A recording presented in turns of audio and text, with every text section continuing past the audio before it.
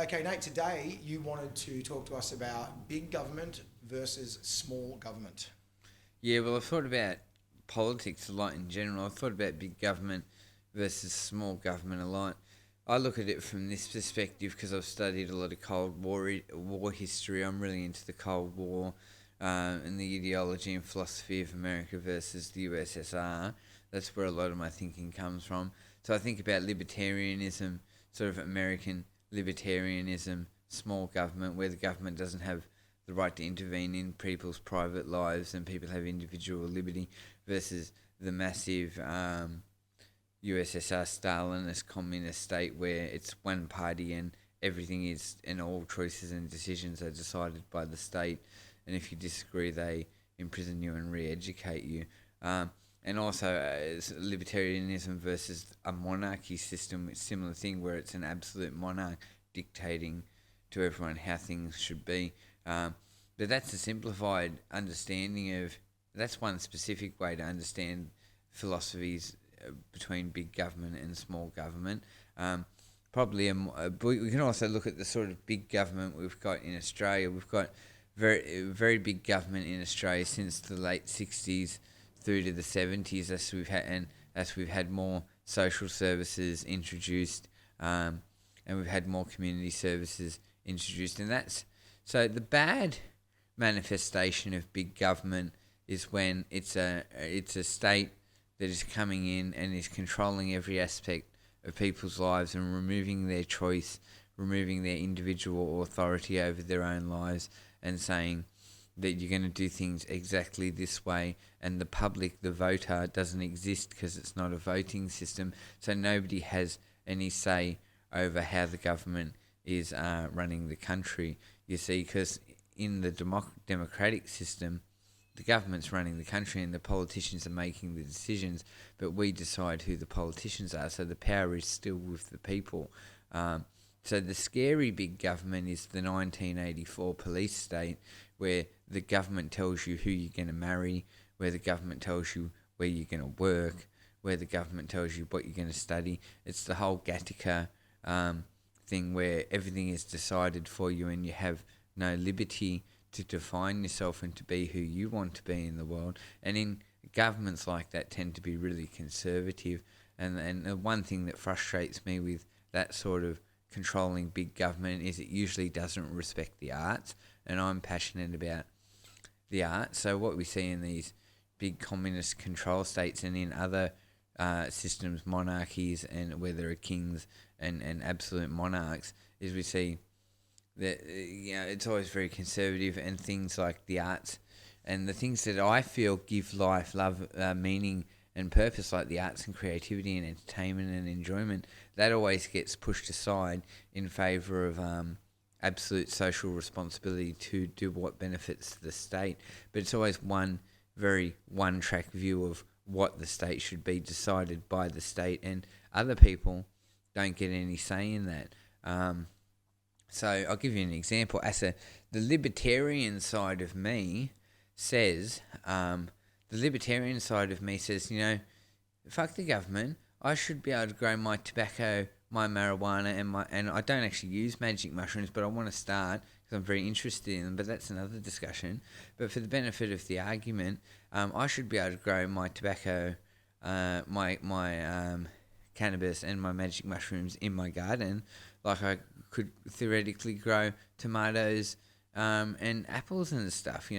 Why should the state be able to come in and say to me, I'm an individual living my life, this is my finite life, I will die, I want to do the things that give me a personal sense of reward and satisfaction. So why does the state have the authority to say, you can grow tomatoes and apples and stuff in your garden, but you're not allowed to grow your cannabis or your tobacco or your magic mushrooms? No, I want to grow my cannabis, my tobacco, and my magic mushrooms. I'm a libertarian.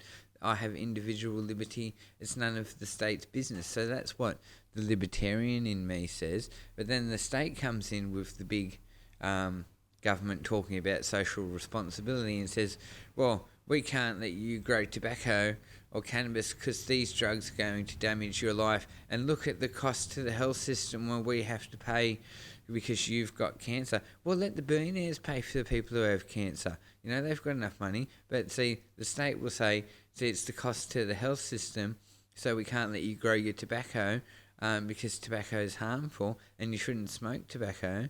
Now, I actually wish I didn't smoke, but for the time being, I'm a smoker, and it would be easier to grow my tobacco in the garden. And I've no intention of giving up cannabis. It's my medicine, so I should be able to grow my cannabis in the garden. So that's what the libertarian in me says.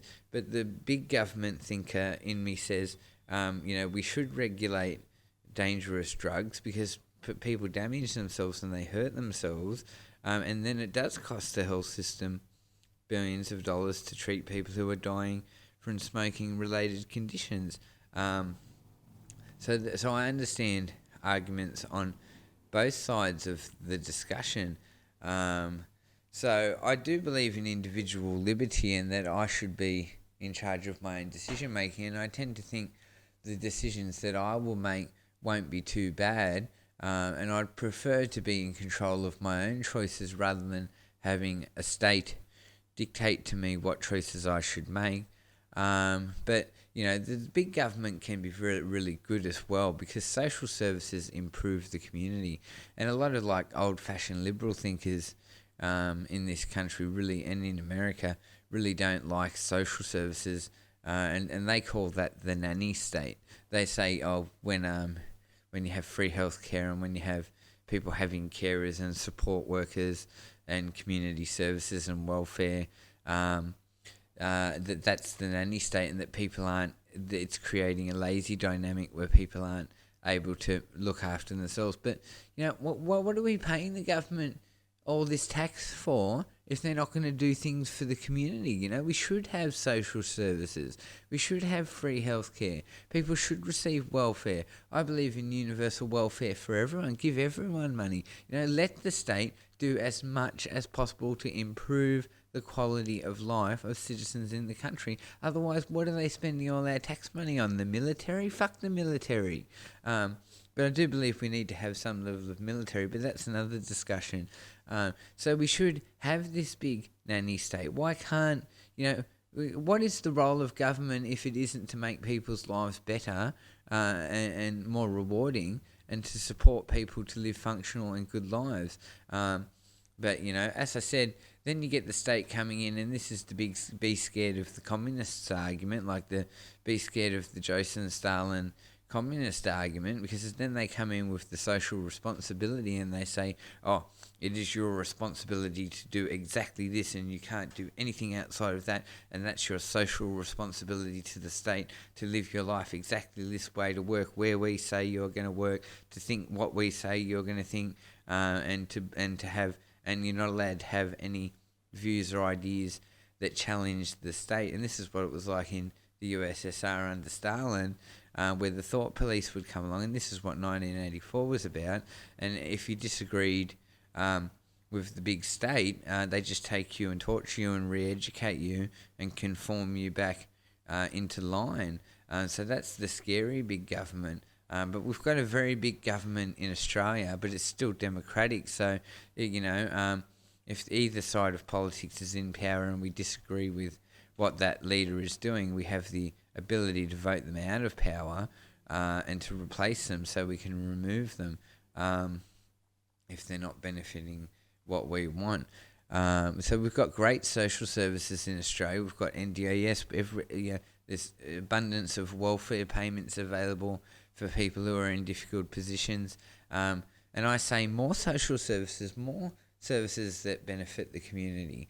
But like I said, the libertarian in me says that I should be completely in control of my own life and that the state shouldn't have the authority to intervene in the private lives of citizens. But then what do you do when you've got a household where there's there's kids and there's an alcoholic father and he's beating the kids and he's beating the wife? Who's going to intervene in the best interests of the wife and the children if not the state? There is no other force that can intervene in these situations. And as an idealist, I wish we could just let everyone live independently without the state coming in and telling them how to act and how to live. But the reality is, go and read about some of the child abuse cases, read about some of the things that happen in households, and this is why we have docs.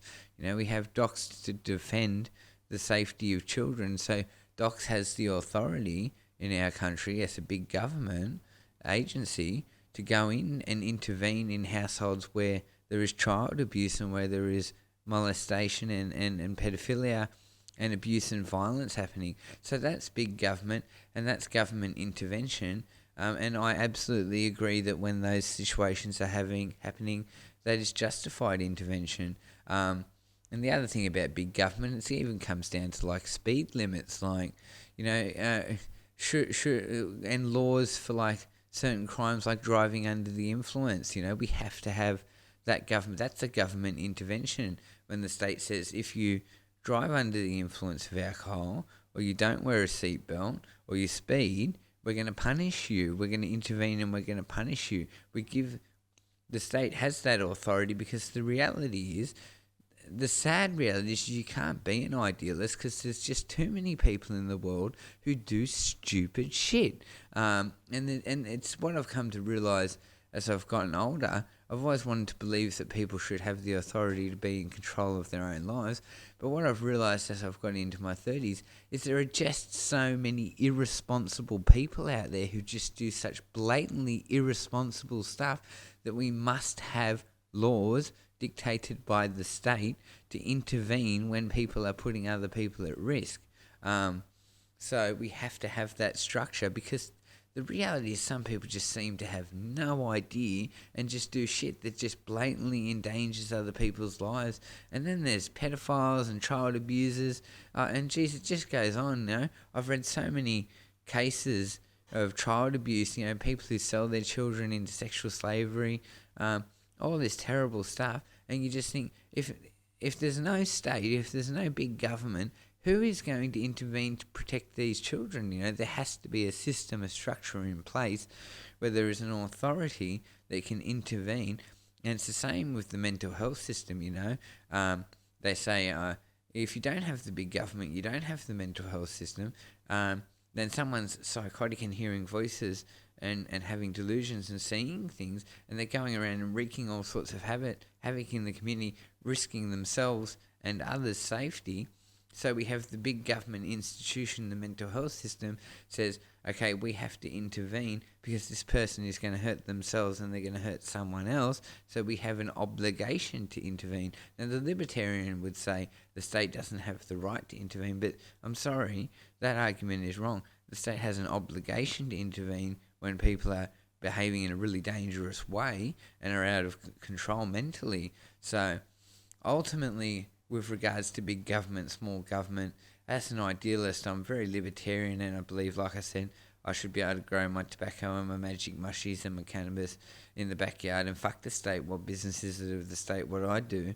But in a reality, in a more practical way of looking at the world, I think bigger government is better because it can give us good social services, healthcare, welfare, and can protect people from harm. So I think ultimately we do need bigger government. The one thing I would never tolerate is a one-party system because it takes power away from the people.